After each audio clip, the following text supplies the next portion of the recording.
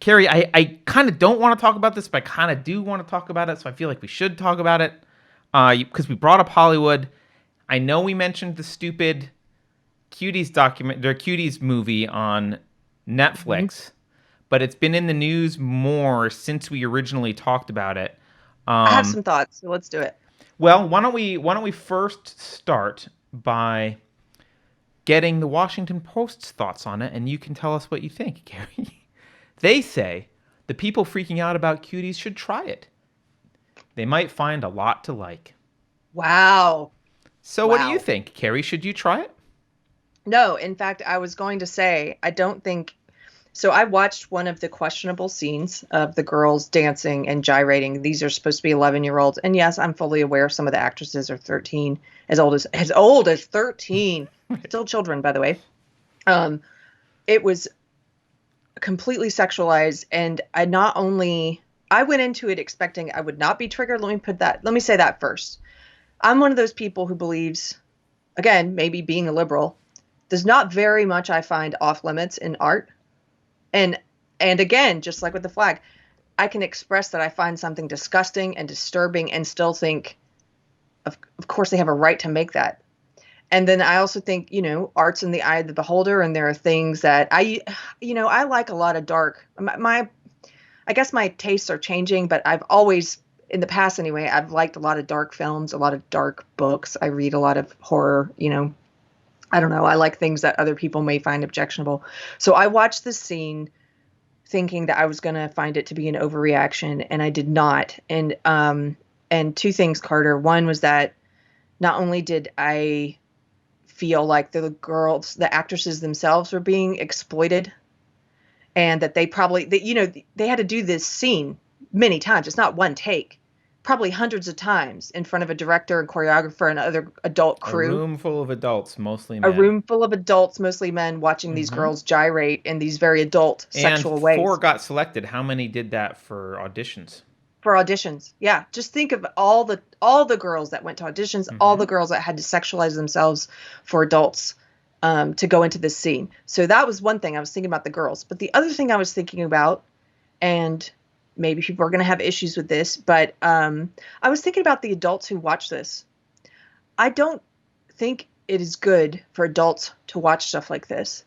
And it's not because I've seen the people on the left say, "Oh, well, conservatives are saying that, that pedos are going to get off on this," and as if that's a small concern. Yeah, pedos will get off on this. Pedophiles will get off on this. But the other thing is they try to say that if somehow, like, if it's bad for an adult to watch this, if an adult watches this and thinks that it's sexualizing girls, that it's the adult's fault, that it's the adult's problem, that it's not. No, it is sexualizing girls, and it's not good to have adults watch things like this. Let me give you an example. When I was young, one of my first boyfriends, he was pretty sheltered when it came to entertainment. And we went to see the movie Braveheart together, and he had to get up and leave the theater because it was too much blood and gore and violence. He wasn't used to seeing it. Mm-hmm. And there's something to be said. There have been studies done about how much children in our culture are being inured to images that in the past only soldiers, only people in war would have gotten used to seeing, Mm-hmm. right? I'm not, again, not saying these films should be illegal. I think Braveheart's a beautiful film. It's just that we're getting used to seeing certain types of things. And along the same lines, the same boyfriend didn't like the movie The Accused. You guys remember that Jodie Foster film? Mm. So she gets raped in the film, but the way in which it's shot is they sexualize the rape. It's not brutalized as much as it is sexualized. It's both, but an adult male can watch that movie and physically, without wanting to, his body can become aroused from watching it because of the way they shoot the scenes and showing her body in certain ways. And he wasn't wrong about that. There's nothing wrong with him for saying, I don't want to watch rape, sexualized rape, because I don't want to get turned on by it. And I don't want to have this, what's the word, Carter? Reaction? I don't know. Natural Right, response? response, but Right. it's a response that happens that you don't have that control over, like sweating when it's hot, right? So he doesn't want to watch he didn't want to watch those kind of movies. And that movie in particular, I remember he had a problem with. And later, once I went to college and I started getting indoctrinated and I was in women's studies, the feminists at the time also, they said, I remember reading an essay, I can't remember who it was by, but it was a feminist, and they were critiquing the accused for the same reason. They said a lot of times the way that rape is handled on screen is sexualized. And that's not a good thing. They make it erotic, and that's not a good thing, the way which they choose to shoot it. And so all of this led me to think it's not good for adult men to be watching movies like this with children who are mimicking adult sexual gestures and who are sexualizing themselves like adult women. It's not good for men to watch that. It's not good for anyone to watch that. And also, where are the feminists? I'm sure they're out there. It's just that in this new social justice kind of feminism, they squash the radical feminists. They've already been kicked off of Twitter. They call them TERFs. They kick them off Twitter. They don't listen to them. But those feminists are out there. They're just being silenced. But I want to hear from those feminists again who were right about the accused and who were right about certain movies eroticizing rape, and how, like, I want to hear from them about Cuties, because traditional feminists would be opposed to this, and they would have something in common with conservatives on this. Yeah. So that's my. Thank you for letting me. No, I completely agree with you. I will preface what I'm about to say by saying I haven't watched shit. I haven't watched a trailer. I haven't watched anything intentionally. I saw some people that were like, I'm going to watch it and do a review. I'm not going to do that. I just don't want to. But by the way, Hugh had the right word I was looking for: involuntary response. Yeah. Okay. But here's the thing that really gets me here. They so just for those who don't know, I've read reviews of this, right? Supposedly the story is anti-exploitation of tweens. It's all about how this is bad, and at the end, I don't know, the girl decides not to. I don't know, whatever. It's the message is supposedly anti-exploitation, and this is what we're being told by the left. Oh, well, you'll like it because it's anti-exploitation, which is really odd to me, because it's like, we're going to do this thing, but then we're going to wrap it in a narrative that says it's bad so that we can do the thing. It's like, how do I want to say this? Alfred Hitchcock didn't have to use blood and gore to make horror movies. You can do the thing without doing the thing. You can make the message without doing the thing. You can have a message about child exploitation, sexual exploitation, and sexualizing young girls. You can make a movie that's compelling about that without doing the thing you're criticizing in the making of the movie.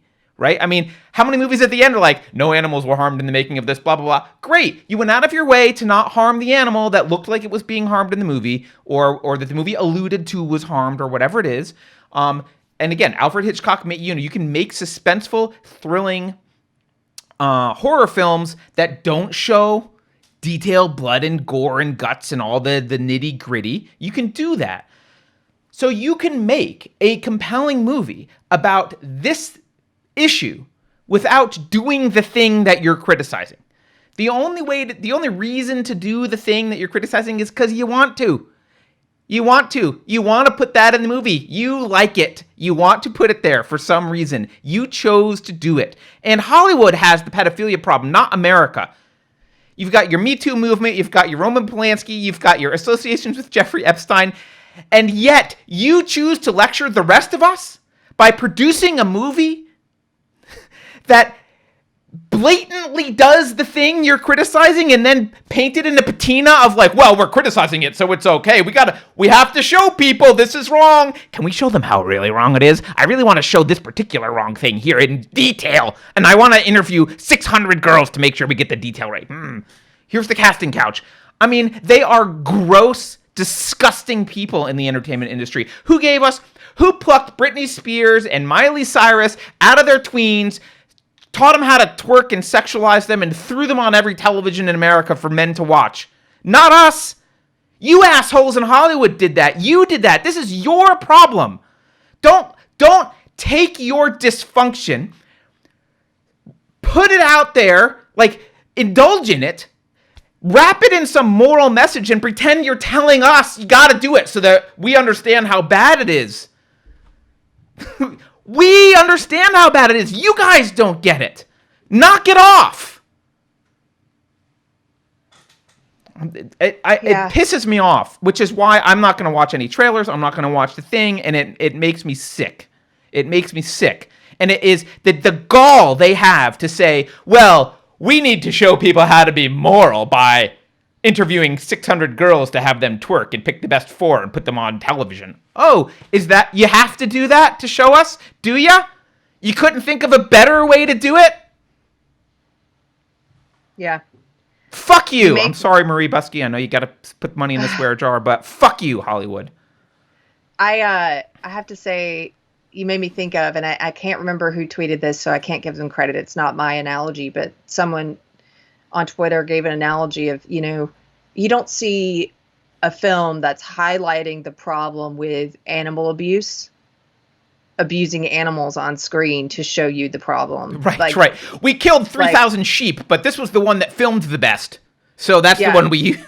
Like, no, right. You didn't do and that. that was a great analogy, I thought, because you don't see that because they're actually concerned with it. They'll get you documentary footage of things that have happened, but they're not going to do a fictionalized film where they actually harm animals in the making of the film and, to show you, to let you know how wrong it is. So I know we're going to do the super chats and and I saw there are people, somebody, at least one, who watched it and liked it. And again, it's art. Everybody's going to have a different opinion. I just personally, I don't think this is a movie worth watching. I don't think people need to watch it in order to understand that Hollywood sexualizes children and that it's wrong. I think you can grasp that without watching this movie. And I don't think it's good for our adult psyches to watch stuff like this. No one watched this movie and said, oh, I didn't realize we do that as a culture. What an excellent point. We should stop. No one. Right. 0 people on the planet had that reaction. Someone pointed out that it was made in France. Yeah, I'm not. When I'm saying Hollywood, I'm using this. I should be just saying the entertainment industry generally. I get that it was made in France, but it was distributed here by Netflix, which I'm counting as Hollywood's a broad brush that I'm using. I'm generally saying the entertainment industry.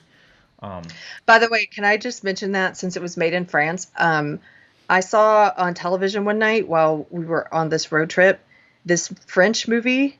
And I'm looking for the name of it. I'll find it before the end. But it's a little known French film. It's black and white. It was made in the early 1950s. And they were showing it on this women or like lesbian in film night thing where they were showing lesbian films. And it was Carter. I didn't know what I was watching at first because I turned on the television mid-film and I'm like, whoa, there's some serious lesbian vibes happening here. This is a really old movie. What is this?